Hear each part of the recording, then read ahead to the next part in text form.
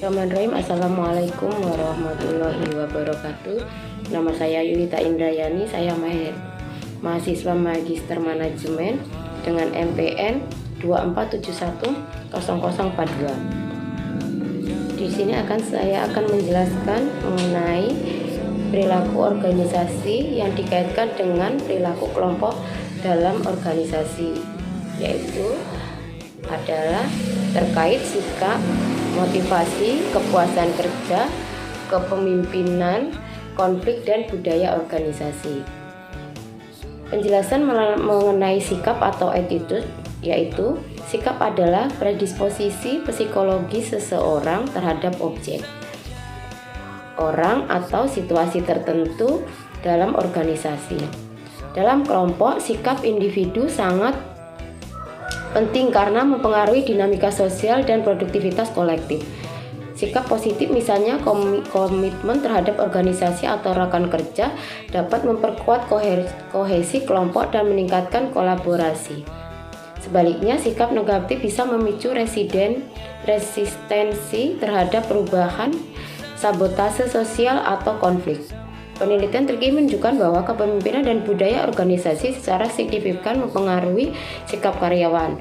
Misalnya, Noriska 2022 menemukan bahwa kepemimpinan dan budaya organisasi berpengaruh positif terhadap kepuasan kerja yang sangat erat dengan sikap karyawan.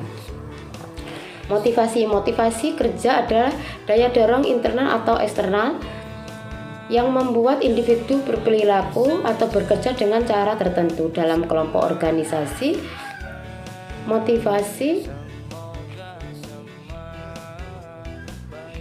Motivasi bersama atau saling mempengaruhi dapat menciptakan sinergi yang baik.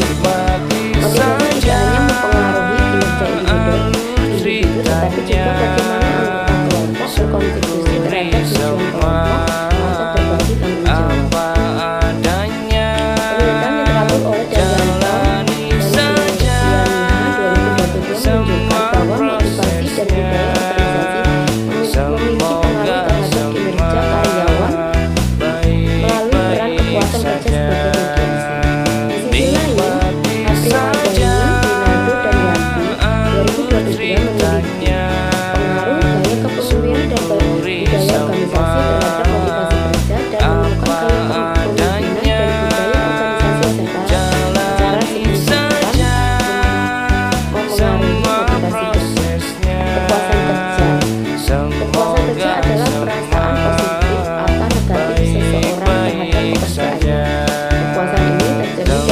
Terhadap pekerjaan, rekan kerja, gaji, beban kerja, dan aspek lain.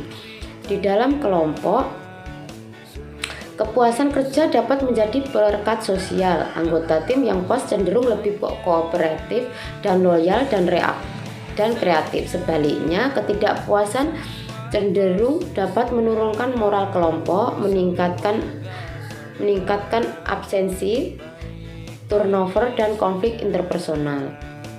Kemudian penelitian Mastura dan Haikal 2023